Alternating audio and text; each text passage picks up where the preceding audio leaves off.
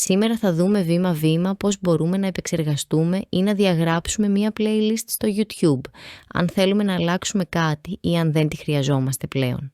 Αν το βίντεο σας φανεί χρήσιμο, πατήστε like και εγγραφή στο κανάλι για περισσότερους απλούς οδηγούς. Για να ξεκινήσουμε, μπαίνουμε στο YouTube και σιγουρευόμαστε ότι είμαστε συνδεδεμένοι στο λογαριασμό μας. Στη συνέχεια, από το αριστερό μενού πατάμε λίστα αναπαραγωγής. Εδώ βλέπουμε όλες τις playlist που έχουμε δημιουργήσει. Πατάμε το κουμπί με 3 τελείες και μετά επεξεργασία ή το εικονίδιο με το μολύβι.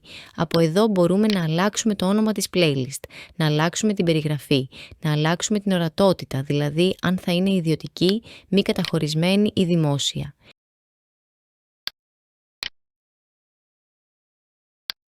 Αν θέλουμε να διαγράψουμε την playlist, πατάμε τις 3 τελίτσες επάνω στη σελίδα της playlist και επιλέγουμε διαγραφή playlist. Να θυμάστε ότι η διαγραφή playlist δεν διαγράφει τα βίντεο από το YouTube, απλώς αφαιρεί τη λίστα από τον λογαριασμό μας. Αυτή ήταν η διαδικασία για την επεξεργασία και διαγραφή playlist στο YouTube. Ελπίζω να σας βοήθησε. Αν χρειάζεστε περισσότερους οδηγούς για το YouTube, δείτε τη σχετική playlist του καναλιού ή γράψτε μου στα σχόλια τι άλλο θα θέλατε να δείτε. Σας ευχαριστώ πολύ!